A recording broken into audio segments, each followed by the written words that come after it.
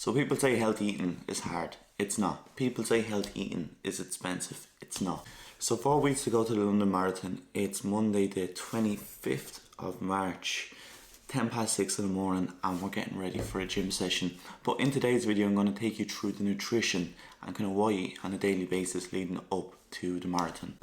And when it comes to nutrition, it's something that I'm passionate about and something that kind of pisses me off in a way, because a lot of people neglect their nutrition, and it's probably one of the most important aspects, not just of training as such, but really living a really happy life as well.